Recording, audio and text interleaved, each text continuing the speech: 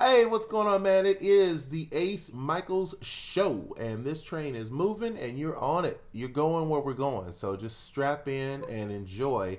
Today, my guest is Kiara Garrett. She is with me live via video chat, and she's going to tell us a little bit about what she's got going on, her business, and also her success as a model. Hey, darling, welcome to the show. Hi, thank you for having me on your show. I really appreciate it. Oh, man, the pleasure is mine. Well, let's jump right into it. Let's don't small talk. Let's go right into what are you doing? What are you up to? What are you about? Well, I am modeling. I've been doing it off and on since I was 5. I've honestly started when I saw, don't make fun of me though, when I saw Tyra Banks, on the commercial for Victoria's Secret. I told myself, Right. I want to be like Tyra Banks. She Nice. really will. Nice. And so I had to get out of my comfort zone a little bit. She put me in a couple of her fashion shows, and since then I've been off and on with modeling, Okay, whoa, wait a minute.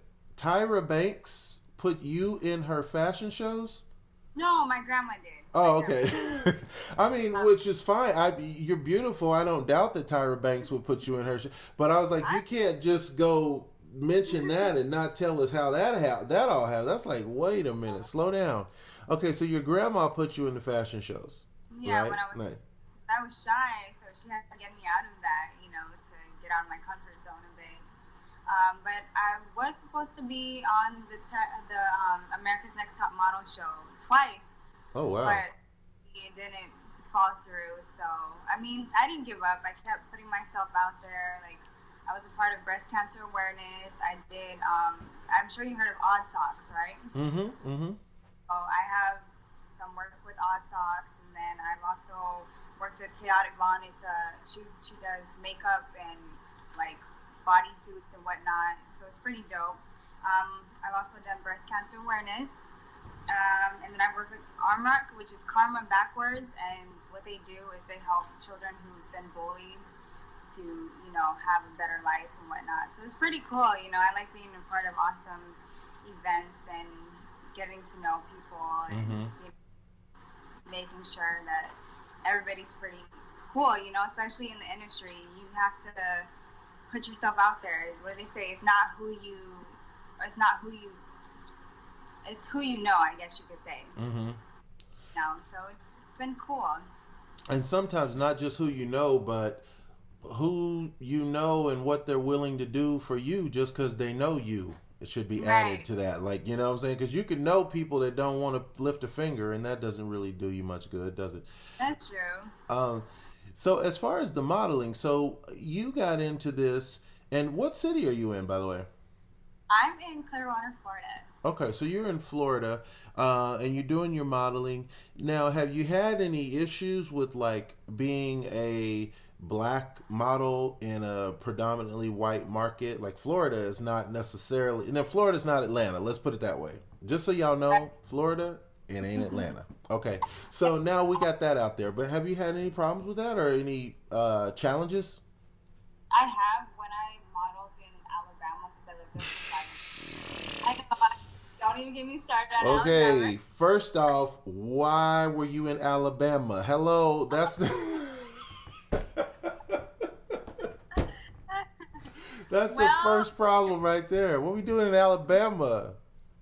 Well, my dad lived there, and, my parents had a divorce, so we spent some time with our dad there for a bit. Yeah, I stayed there a little too long, about 5 years. But hey, I met some nice people. And of course. Oh, there's nice people in Alabama. Don't you? Yeah, I ain't got no problem with the people except the ones that's hanging people. Other than them, the other ones is fine. So the reason I asked, particularly that question, has to do with your hair. Actually, I've been going on this personal tirade about black women and their hair in this last couple of weeks. There's a great movie by Chris Rock. about the hair industry and about how black women really want to straighten their hair all the time, and they don't want to wear their natural hair. And you're the second black woman this week that I've seen with your natural hair. Oh yeah. But I've seen 2 trillion black women this week, so it's kind of interesting to me that. Would you say the ratio is like? Is it really like 2 in 100 black women will wear their own natural curly or wavy or even semi-straight hair now? Yeah, it's a big movement, you know. You know, on what was it? What's that show? The Voice, Where Alicia. Oh, BET, they promote, you know, strong black women with their natural hair. And they nice. have commercials where they say, you know, how they have pictures of their hair and say how strong they are and whatnot. And, you know, a lot of people have been going natural. And I say congrats to them because no matter what category people put you in, you still have to be yourself regardless. And that's how I Yeah, feel. yeah. You I, know, yeah, you're right. But at first I was kind of hung up on it, and I was like, you're not being true to yourself if you're not wearing your hair like blah blah blah.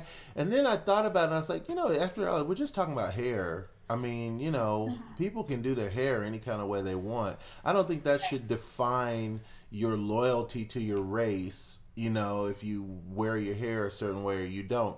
But I did think it was interesting that after I had made the realization that so many black women don't wear their hair natural, that it seemed like everywhere I went after that, all I saw were black women without natural hair. It was like they were wearing straight hair or extensions or blonde hair, or it's just an interesting thing. Now you are also in a business, right? You've got your own business that you started, right? yeah, it's on Facebook. It's facebook.me/Hydesy. I pretty much promote myself and um, that's it. You know, I get out there, and I'm sure you saw all my posts about the competition for Miss Jet Set, right? Yeah. Now tell me. Now I've seen people doing this Miss Jet Set thing. What exactly is Miss Jet Set?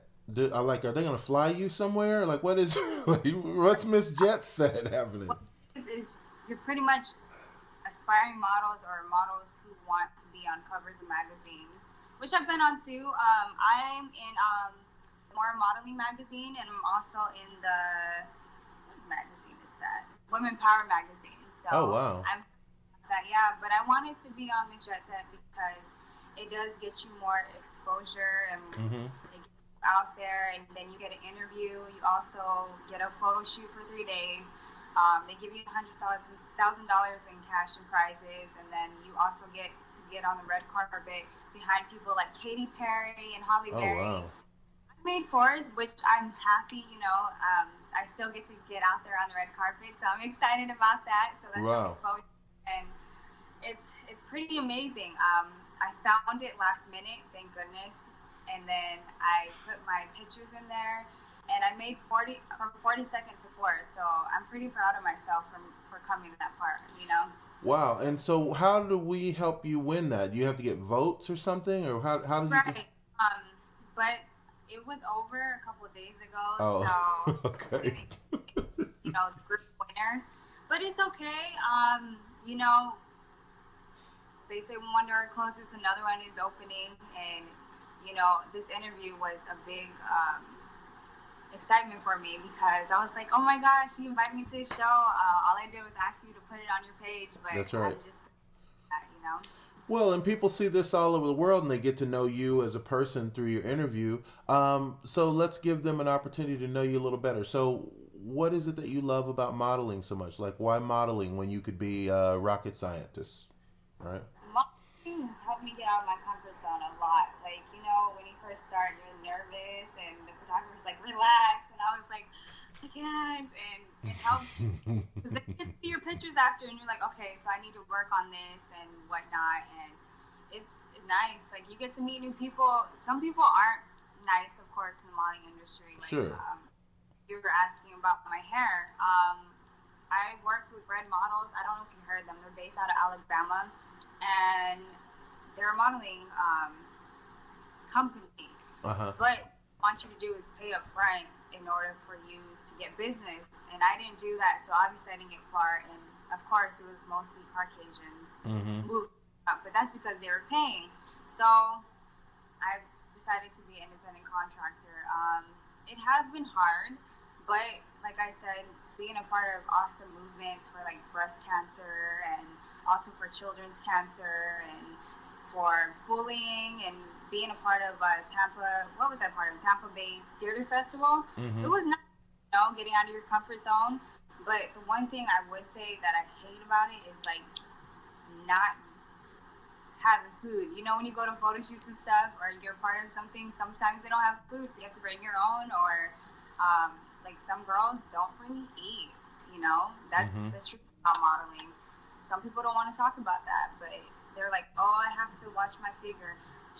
I eat whatever I want. As long as I work out and I eat healthy, that's all that matters, You have to be positive, and, if you don't make it, there's always something else out there that you can do. So you hit on something just briefly, but it seems like it's a real thing. So models are really out there not eating because they want to maintain a certain level of thinness? Right. That's a real thing. It is. Wow. Women are bulimic, some, are anorexic, and then also some they have a phobia of like getting out there, out of their comfort zone, and it's real. Like, I know people are like, don't talk about that, but it's the truth. Like, there are models out there who hide disorders and whatnot.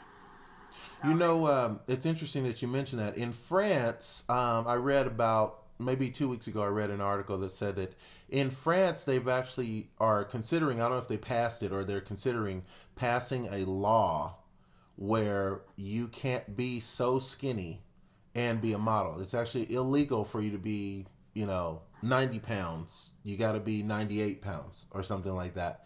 So they actually passed a law because so many models were getting so deathly skinny that they're concerned about people's health. Like, hey, man, I know you want this dream, but don't want this dream so bad that you're going to, mess around and break a leg when you're out there or blow away on the photo shoot. That's dangerous for all of us. So that's a good thing. And then you're holding it down. You're getting. So would you say at this point in your career, you're starting, you're medium, you're novice, you're amateur, or are you? What part on the totem pole are you right now? I would say I'm experienced. I have come a long way. Like I said, it's taken a while, but I'm glad that I'm gonna be on the red carpet. Nice. 2017. So I'm just excited and I'm getting ready for that. As you know, you did meet my baby, so I am getting back into working out and, getting back in shape. Not saying I wasn't in shape, when I had the baby. But, yeah. But, you have a baby, you just have to redo everything, Yeah, that's amazing. And you've had a baby and you're doing your career and you're raising a baby, which is a whole nother career. So you're really, really doing it like a boss. If people want to contact you on the social media, how do they reach you? Well, I have, I'm glad you asked me because I have, like I said, I have facebook.me/KaiDC. And then I also have Instagram, which is Kai and then number 2 and then C, SEA. And then my Twitter is Kai at Vic_pink_love. That is what's up. Yeah, I remember I posted our interview on my page. Did you see it? I probably have seen it. I've seen so much stuff, but I'll see it now because I'm going to be going to your page anyway. And not only me, everybody else is going too. We all going. Let's get on a bus and go. Now, that's what's up. Very nice. I want to ask you one last question before I run out of time. Because you're in an industry that a lot of people want to get into, but not a lot of people know the real right and wrong way to get into it. If you had one piece of advice that you'd like to share with someone that's interested in doing what you're doing today, what would you tell them? I would tell them to always do the research because you never know if somebody just wants you to be naked and you're uncomfortable and then they put you on their website, Right. You have to go to their profiles, see if they're legit. Also, especially with agencies, modeling agencies, you have to make sure they're legit. Some of them are scams. Like I said, they want you to pay upfront. What they're supposed to do is take a cut out after they give you work. I'm sure you've seen Next Top Model where they give the girls work and then they take the cut out, you know? Right. So right. that's agencies are supposed to do. I also say be careful, you know. Like you said, you do know some people sometimes, but sometimes they don't have your best interest in heart. So you have to feel it out, make sure that you are surrounded by good people, you know? Yep. And I can't close the show on a stronger note than that. It is the Ace Michaels Show. I'm Ace Michaels. Thank you for joining us. Hey, if you ever want to be on the show, you can. All you have to do is call. It's 702-540-3498. Or you can email beyondthebuzz@yahoo.com. And you know what I say at the end of every show, and I still mean it. Live the life you love. Love the life you live. Thank you.